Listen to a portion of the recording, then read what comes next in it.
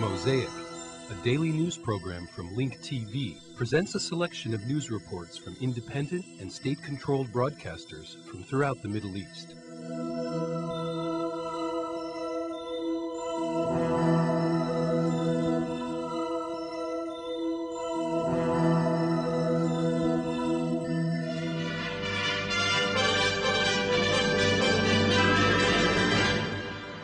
His Excellency General Ali bin Majid Al-Ma'mari, Minister of Royal Office, today attended the activities of Eid al-Fitr celebrations, which are continuing at Sayh al-Tayyibat in the Wilaya of Saham for the second consecutive day, with the participation of a number of traditional groups in the Wilaya which came to celebrate this good occasion. Members of the public also came to take part to celebrate the occasion. With the participation of popular shows by rural and seaside artistic groups, camels and horses shows were put up. The numerous camels came from the various wilayas of the Al-Batina region to participate and to revive the Omani popular and heritage traditions. The occasion was also attended by their excellencies, honorable members of the State Council and of the Shura Council, as well as walis, sheikhs and members of the public from the Al-Batina region. And now for the international news. 15 Iraqis were killed in separate incidents across the country today. 6 Iraqi police were killed and 10 wounded in an early morning battle with insurgents at a checkpoint north of Baghdad today. A group of men in cars approached a police checkpoint near the town of Bahruz, 45 kilometers north of Baghdad, and opened fire on the police at 7 a.m. Separately, a car bomb exploded in the Dura neighborhood of Baghdad, killing a civilian and wounding 8 others. Elsewhere, United States forces said they killed 3 gunmen and wounded 2 more when a gun battle broke out in the city of Samarra, north of Baghdad, while a roadside bomb in Dora, south of Baghdad, killed 3 people. A former Ba'ath party of officials was killed by gunmen in Karbala. And 2 U.S. soldiers died in Iraq yesterday as a result of non-battle related causes near the town of Balad, some 75 kilometers. Earlier, the military said that a military policeman was killed near the town of Ba'khuba. A Palestinian belonging to Hamas faction died today of injuries sustained in a shootout with Israeli troops earlier this week in the West Bank. 22-year-old Mohammed Asif Ikmal had been seriously injured during clashes overnight Sunday to Monday between Palestinian gunmen and Israeli troops in the northern West Bank town of Qabatia.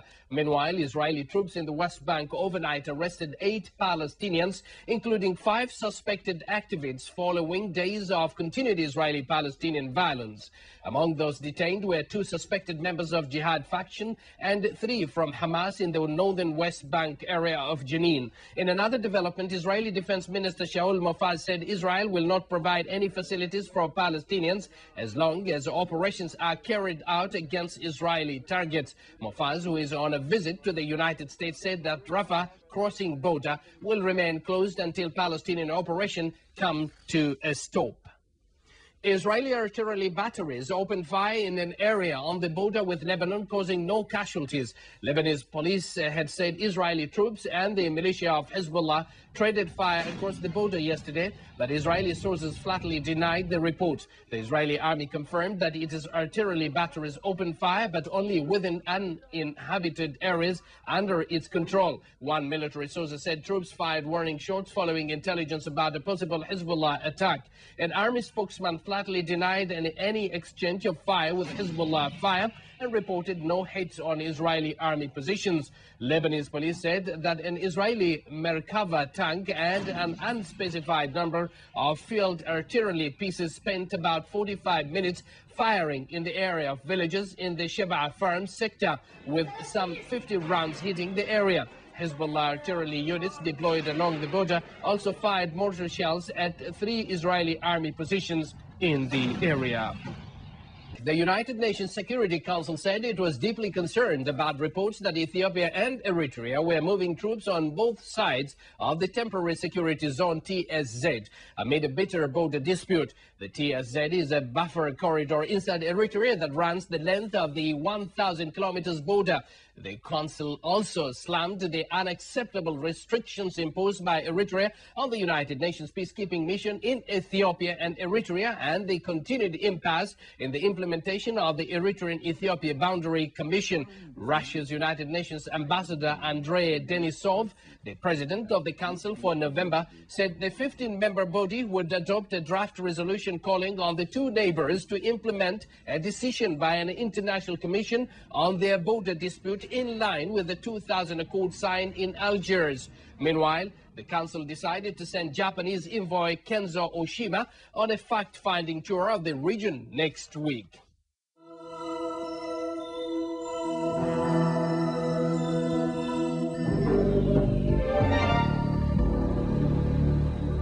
تتواصل أعمال العنف لليوم الثامن على التوالي في المناطق المحيطة بالعاصمة الفرنسية. Violence continued for the 8th consecutive day in the suburbs of the French capital of Paris, where most of the residents are immigrants. Clashes resumed between security forces and young men who have burned almost 500 cars and thrown Molotov cocktails at public buildings, including the district headquarters, schools, and police stations. French Interior Minister Nicolas Sarkozy said that these acts are organized and an investigation is underway to find out who organized them and how.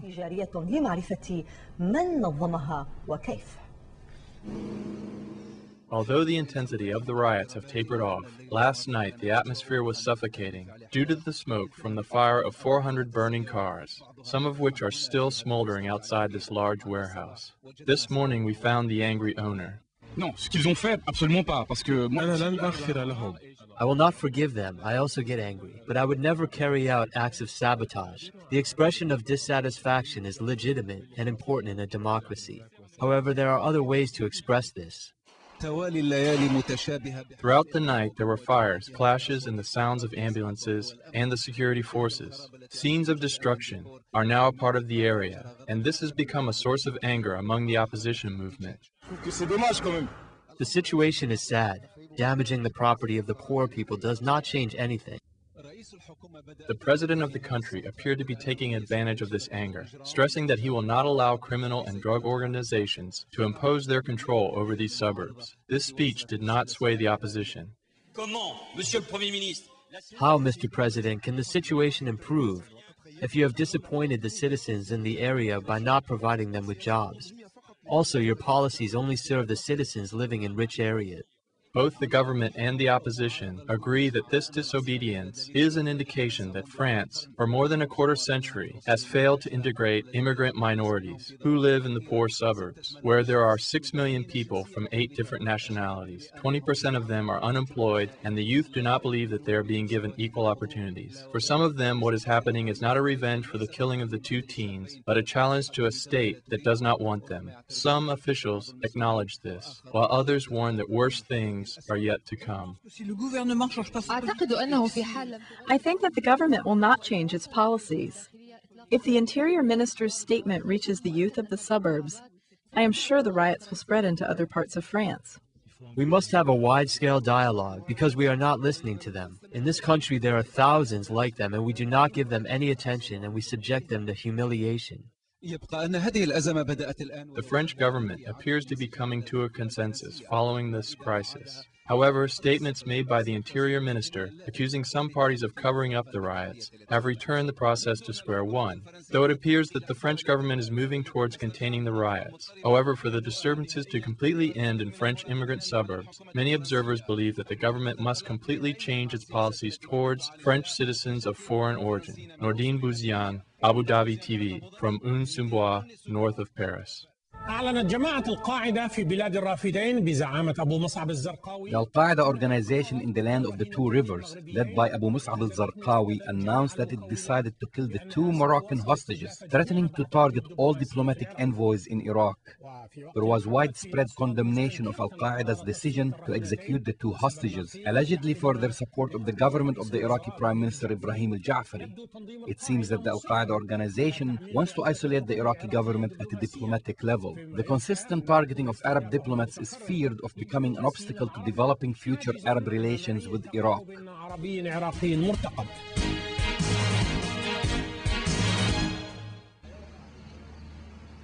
اختار تنظيم القاعدة في بلاد الرافدين أول أيام عيد الفطر لإعلان قراره قتل رهينتين The Al-Qaeda organization in the land of the two rivers decided to announce its decision to execute the Moroccan hostages on the first day of Eid al-Fitr. This comes after the religious court of Abu Mus'ab al-Zarqawi's organization said that it must receive the maximum punishment. The court alleged that the two hostages support the Shiite-dominated government of the Iraqi Prime Minister Ibrahim al-Ja'fari and were sent to prepare for the visit of the Moroccan ambassador to Iraq. The religious court of Al-Zarqawi organization released a statement over the internet that this should be a lesson that deters other countries from sending diplomatic envoys to Iraq. Arab and Iraqi parties pleaded with Al-Qaeda to release the two Moroccan hostages in respect of the holy month of Ramadan, but Al-Zarqawi's organization ignored these pleas and rejected them. Al-Zarqawi even disapproved the plea by some groups, saying that these pleas are requesting him to compromise God's commandments.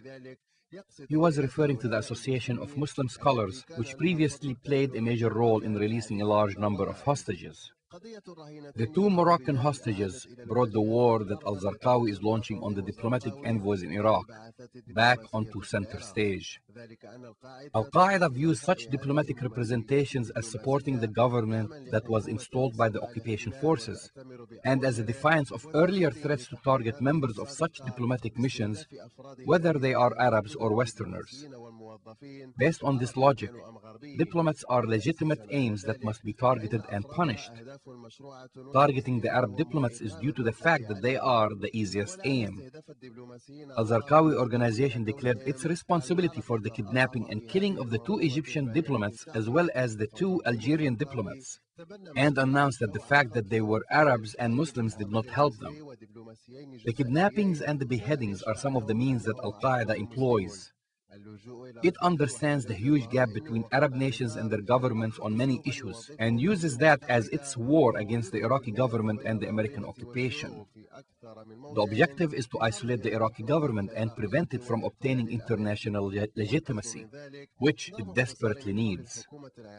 Therefore, the Al-Qaeda organization is exploiting a vulnerability, which explains why it's using terrorism to scare diplomats from going to Baghdad, thus forcing governments to decrease the level of their diplomatic representatives in Iraq, thereby negatively impacting the legitimacy of the government and delaying its recognition both at the Arab and international levels. Some do acknowledge that this method is effective because of its psychological impact on people, while others believe that targeting Arab diplomats will negatively affect Al-Qaeda's image in the Arab world and will therefore deprive it from other forms of support.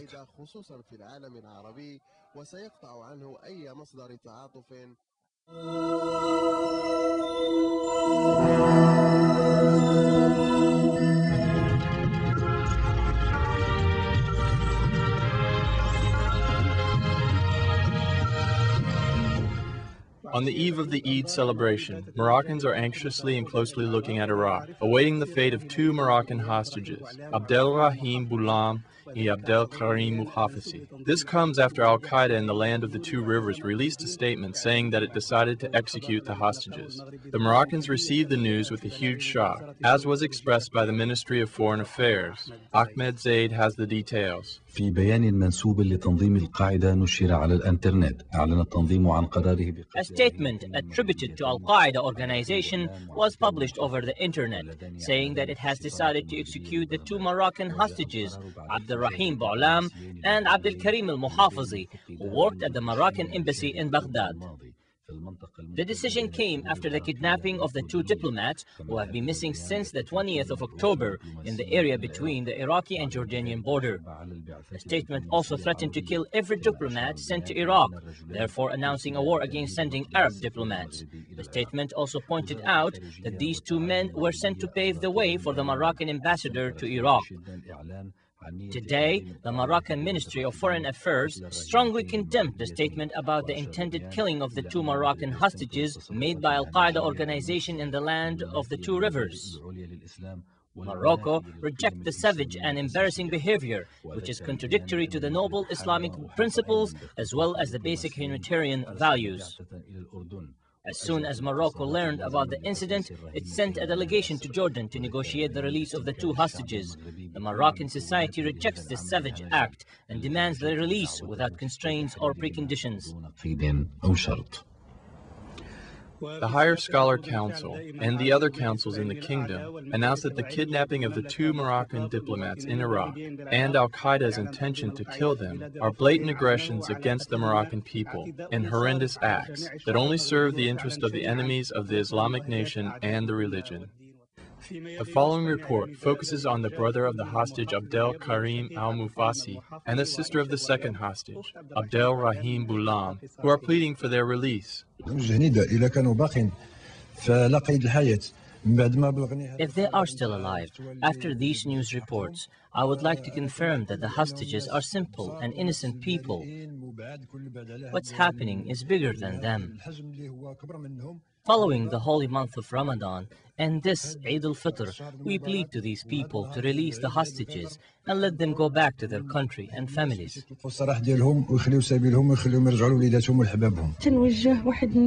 We are pleading to these people to have faith in us and the hostages. We are in very difficult conditions and we can't express to you what we're going through. I'm pleading to you, have mercy on them.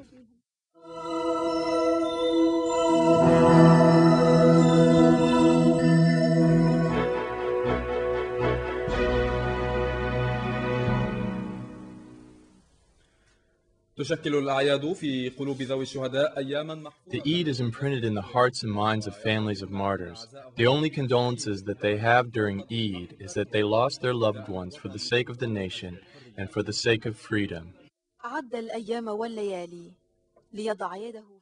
This child counted the days and nights of Ramadan, awaiting for Eid day, when he was supposed to hold his father's hand in the market, where the two would buy a gift amidst the Eid festivities. He was waiting for the Eid day, so he would sit in his father's lap and play like they always did. However, his father died before Eid. This year, Eid comes, but his happiness is gone. On a dark night, the father was martyred, leaving behind an entire family engulfed with sadness for their source of warmth. The spirit and happiness of Eid has gone with him. Some of the family members failed to speak, and for others, tears escaped them, failing to find words to express the magnitude of their loss. I feel a big void in this house. I used to anxiously wait for Eid and he would be with us and we would be happy with him around. But now...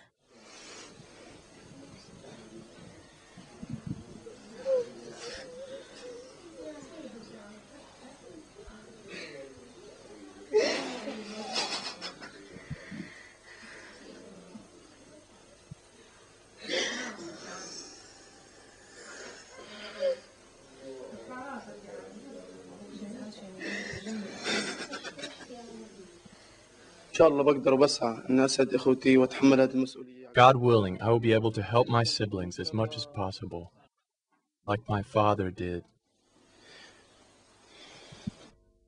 In her face, which looks like thirsty land, time has drawn wrinkles on her face through which one can read the suffering of the past.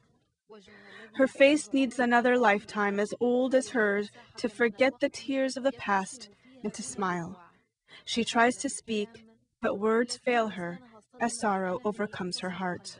Words were stuck in her throat, and all that she could say were prayers of mercy for her son and hopes for patience for her wounded heart.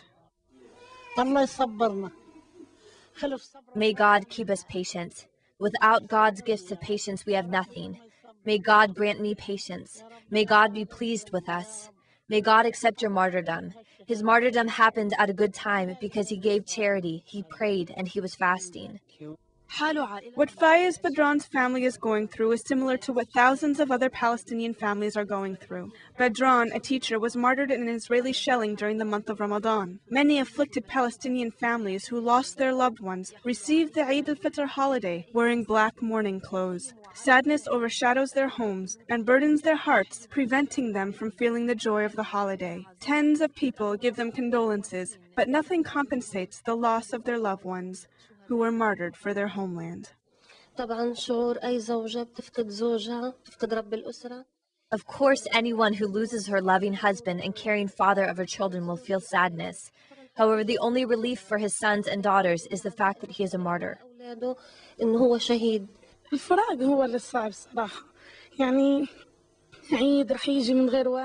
The absence is what is really hard for me, to live without a father who used to buy the children the toys they want. Here in the martyr cemeteries, where the bodies of those who sacrificed their lives for the sake of independence are buried, we tell our martyrs to rest in peace. Our Eid is blessed. In front of Martyr Cemetery, Hanan Abu Dughaim, Palestine TV.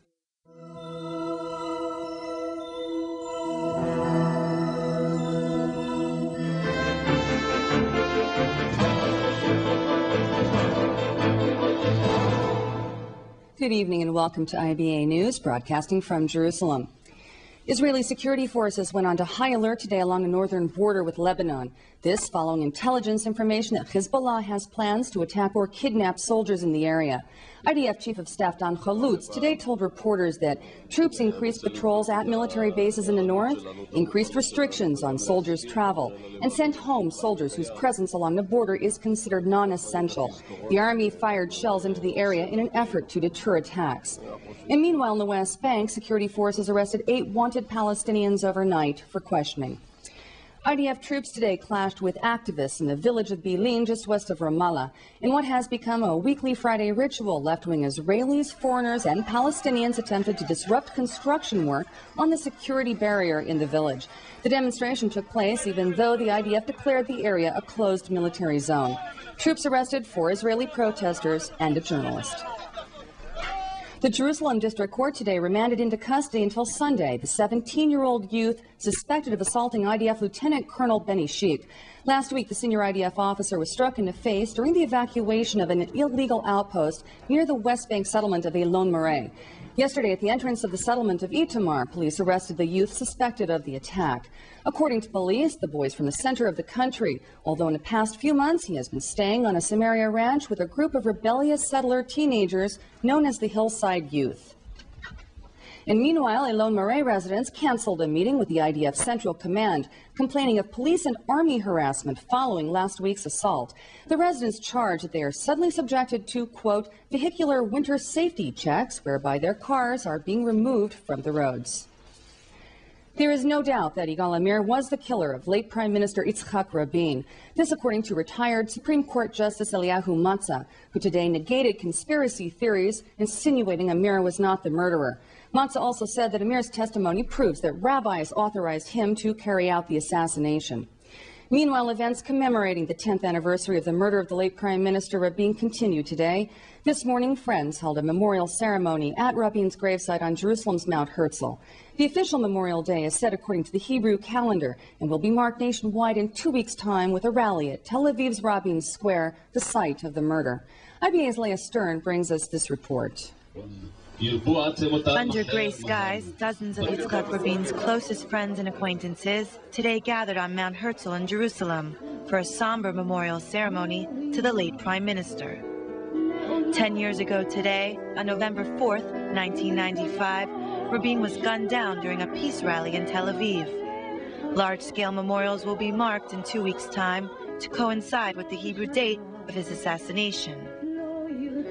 Today at the gravesite, Rabin's friends sang the late Prime Minister's favorite song, The Friendship. Rabin's family members who attended the ceremony, including his daughter Dalia and his sister Rachel, refrained from addressing the crowd. Politicians in attendance all spoke of the tragedy, with Vice Premier and Rabin's peace partner, Shimon Peres, reminding those present that Rabin was a man of courage.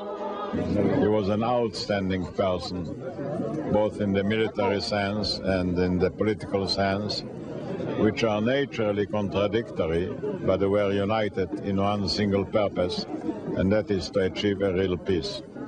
And I think if he would be alive, he could have contributed very much to the peace process to this very day. But what he started is a start. It will never be forgotten, and we shall continue to act in the same way until we shall achieve the most noble goal of our life, and that is peace among ourselves and our neighbors, and hope inside our own country. The end of the memorial was marked with the singing of the national anthem, Hatikva, and the skies opened up and hard rain pelted down. Meanwhile, in Tel Aviv, Orthodox and secular students gathered at Rabin Square to discuss the tensions in Israeli society and pay tribute to the late Prime Minister.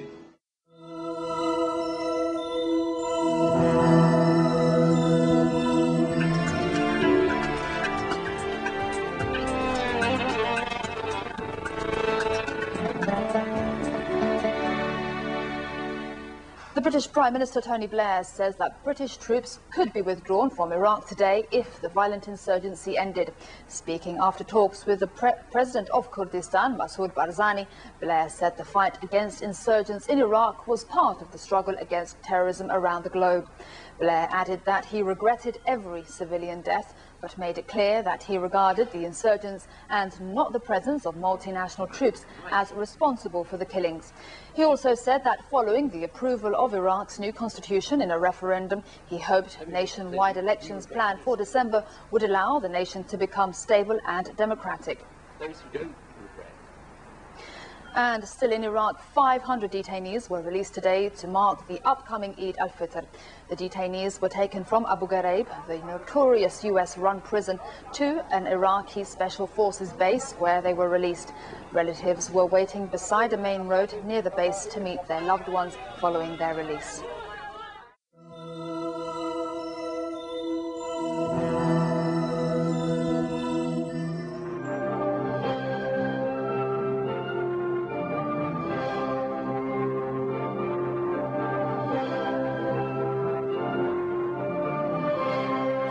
Muslim Iranians celebrated Eid al-Fitr to mark the end of the holy month of Ramadan, a month that saw Muslims fast for 30 days.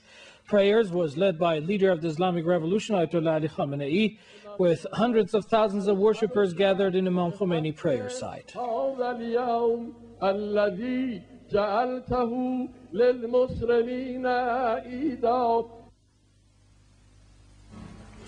In his speech, Ayatollah Khamenei congratulated the faithful Muslims on the Eid al-Fitr and called on the nation not to let go of the spiritual achievements they have gained during the holy month.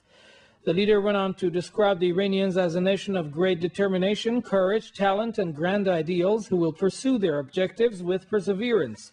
Ayatollah Khamenei also said the Iranian nation tolerates no imposition or use of force from any of the world powers. Neither does it practice use of force against any country itself. The leader concluded by calling on the Iranians to rely on their true identity and never let anything tamper with it. Later in the day, Ayatollah Khamenei, in a meeting with a number of country officials and people from different sectors of Iranian life, said Muslim nations are fully alert now and have turned into an undeniable fact in the world. The leader then referred to last Friday's anti-Israeli Quds rallies that once again reminded the world of the Palestine issue. The leader also said resistance by the Palestinians, coupled with the support from the Muslim world, has discarded any vain thought that the Palestine issue may one day be forgotten. Ayatollah Khamenei then stressed bowing to the arrogant powers, the US in particular, will further embolden them, and that those hegemonic powers, when opposed by certain nations, prove not to be absolute powers. The views expressed on Mosaic are not those of Link TV or its sponsors, but of the broadcasters themselves. Mosaic is made possible by a grant from the John S. and James L. Knight Foundation, which promotes journalism excellence worldwide and invests in the vitality of 26 U.S. communities, and the William and Flora Hewlett Foundation. Additional support is provided by the Firedoll Foundation and Henry and Virgilia Dakin.